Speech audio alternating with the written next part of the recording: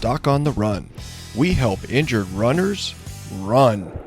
Today I was on a consultation call with a runner who has had a long history of Achilles tendon problems. Now, she recently tried some new things that did make an improvement, but the problem is she's not really certain that the improvement is from the new treatment she's been doing, because she simultaneously also decreased her activity bit. So now she's in this kind of weird place where she's trying to figure out what to do next. She doesn't know for sure that the treatments that she's been doing are really helping because, it could just be that there's so much less stress on the Achilles tendon right now because she stopped some of the activities that were aggravating the tendon. It could just be that. So really what she's trying to do is figure out what to do next. And should she continue with some simple conservative treatments that aren't very risky, or should she try to do something riskier to try to get it to finally heal, or at least heal faster? So we were in the call today. I basically tried to explain to her that there are really two things you have to consider fully. Number one, what is the risk if you try a less aggressive treatment?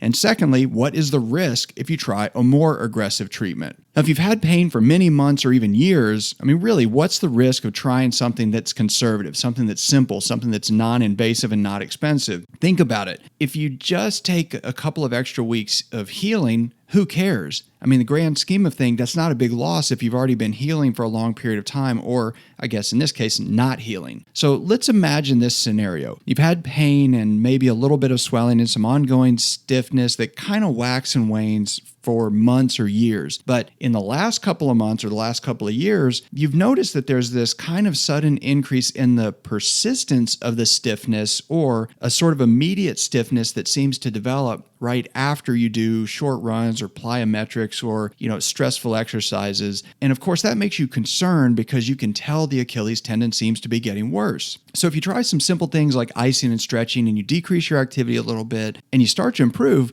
you of course become encouraged. And basically, if you have an Achilles tendon injury and you're just not getting better, and the doctor tells you that you might want to consider a more aggressive treatment like a PRP injection or surgery, well, you have to really think about this. You have basically 4 alternatives. Now, the first alternative is the simplest one.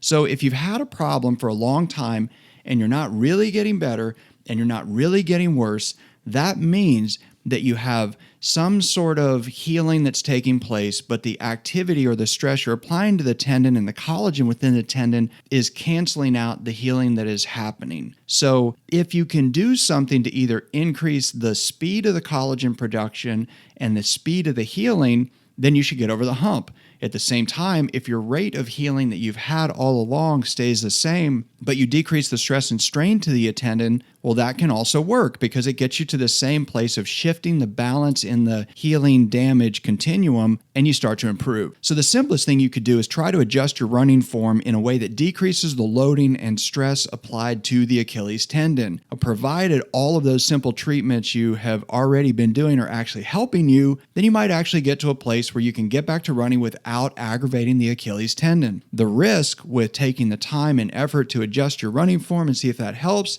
is simple. It will take time.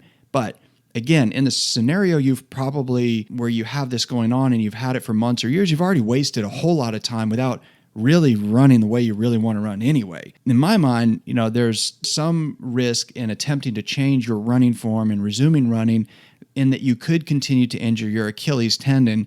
But it sounds like you're already in a pretty stable state when you talk about this exact scenario we're talking about right here that we had on this call. Every cloud has a silver lining. For runners who have developed Achilles tendon injuries, my experience is that those runners have become very attuned to the changes and subtle sensations within the Achilles tendon. You notice this weird sort of tension that develops around the Achilles tendon when it becomes very slightly inflamed. You notice when you land a certain way when you're running, it can cause a sharp pain. Of course, as an experienced runner who has a very keen sense of what's going on with the sensations in your own body, you make adjustments appropriately. For that reason, this approach may not be as risky as some doctors think. Now, the second option is that you could try a short period of immobilization in a specific type of fracture walking boot designed to reduce the tension and stress on the Achilles tendon. If you've had an Achilles tendon issue for a long time, and it seems like you get a little bit better and then a little bit worse, you might actually be in a pretty good position for healing. It may simply be that the activities you're doing, like I said, the stress applied to the tendon on a day-to-day basis are simply canceling out the collagen regeneration and healing that's taking place within your tendon.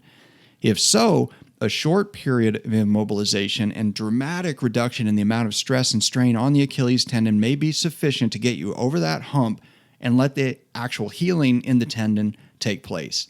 The risk with this treatment is that any time you get immobilized in a fracture walking boot or a cast or any other external device like that, you will get weakness and stiffness in that lower extremity. So if you do that, you want to do it for the shortest time possible, the shortest time necessary. Well, the third approach is you could do something like a PRP injection. So PRP, or platelet-rich plasma injection, that is an invasive procedure, but it's just a needle. It's not nearly as traumatic or invasive as surgery.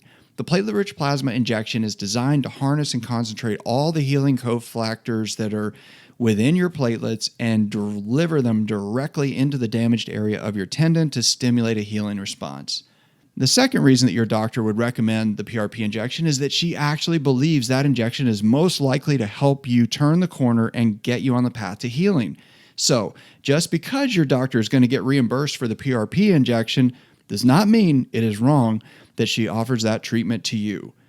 So if you have a PRP injection, though, you have to expect a period of immobilization in a fracture walking boot while using crutches.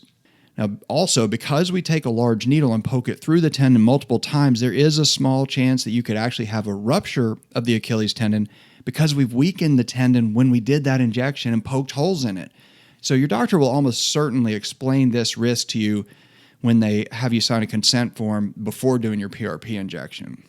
Now, the last approach, the fourth of these approaches, is that you could have Achilles tendon surgery. Now, in my mind, when you decide to have surgery, you didn't lose the battle, you lost the war. Now, the idea with surgical intervention with Achilles tendon problems is that we will go in and cut out the Achilles tendon diseased and damaged portions of the collagen. And we sort of hope that with Achilles tendon surgery that we're going to remove that rotting portion of the tendon and prevent the spread of the damage and disease within the tendon. But make no mistake, we are not stimulating regeneration and replacement of all of that tissue that was injured. We are actually making the tendon smaller and weaker as a consequence of removing a portion of the tendon itself. It also may not surprise you to hear that the longest period of disability after any of these options is after surgery. It does take a long time to recover, and there is more risk with surgery than with any of these other treatments. Now, many of your closest friends, family members, and loved ones, the people who really care about you the most, they're going to tell you that you should just give up, throw in the towel, and have surgery. But we're not talking about removing a broken alternator from an automobile and replacing it with a brand new one. We're talking about trying to make a guess on what to remove, what to leave in place, and how to sew it up in a way that it will still be functional down the road when you're running. And remember, there are only two guarantees with any surgery. Number one, you will get a scar. Number two, you will get a bill. But that's it. So whenever you go into your doctor and you're trying to think about what you should do when you have an Achilles tendon problem, you should think about all of these four broad approaches. Each of these treatments have risk, but the risks are all very different. Now, I truly believe there is an appropriate solution for every runner with an Achilles tendon problem. Even if you've tried many different approaches, if you're not getting better, but you just haven't found the right approach for you. So if you're in this scenario where you really don't know what to do, you feel like you're getting better, you're getting worse, it's going back and forth, and you're trying to figure out what to do next, the most important exercise you can do right now is to sit down and figure out exactly what your goals are. And remember, your goal is not to get your Achilles tendon pain to go away. Your goal is to qualify for Boston. Your goal is to do Ironman Hawaii. Or your goal is to just run 5 miles with your spouse every Saturday without thinking about your Achilles tendon. So if you haven't done it yet, print out the Runner's Goal worksheet and fill it out. We have already created it for you, and it's at the docontherun.com under the podcast section. Just go to the show notes for this particular episode, and you can find it there. Print it out, fill it out, and it will help you get back on track and help you figure out what you really need to do and help you get back to running as quickly as possible. Doc on the Run. We help injured runners run.